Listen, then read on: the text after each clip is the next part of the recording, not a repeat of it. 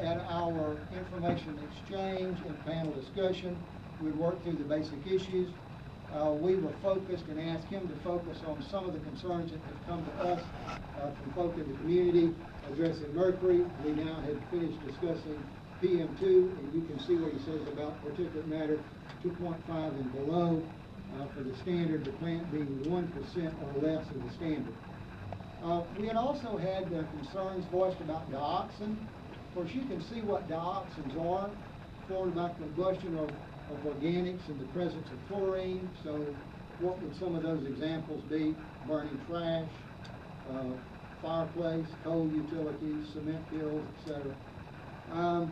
And he brought to us some very interesting information from the EPA and the CDC about where we are moving and the direction we're moving on dioxins and dioxin impact in our environment over the last 25 years. And you can see the percent reductions there as calculated by the EPA and by the CDC. He also made some comparisons with open burning again, with field fires and forest fires, like I just mentioned, that we experienced in the local area over the last month or so, and showing an equivalent mass of a substantial reduction by controlled burning within a facility. So when you are combusting that woody biomass material in a controlled facility with emission control devices, how you are really benefiting from a much smaller release of particulate matter because it is done in a controlled environment.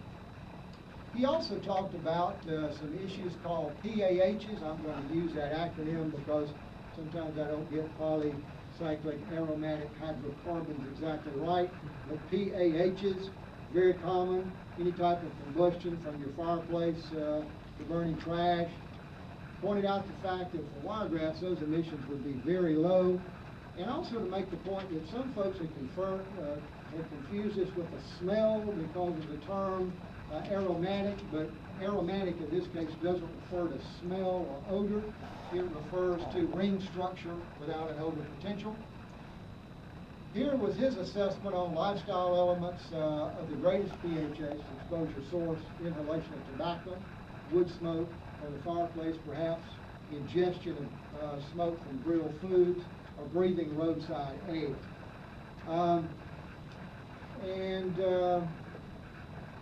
He left us with some closing thoughts. And those closing thoughts were: permit limits and emission controls set to protect health for the Wiregrass Power LLC facility. Multiple overlapping engineering controls in place, which are in fact stipulated in their minor source non-PSD air permit.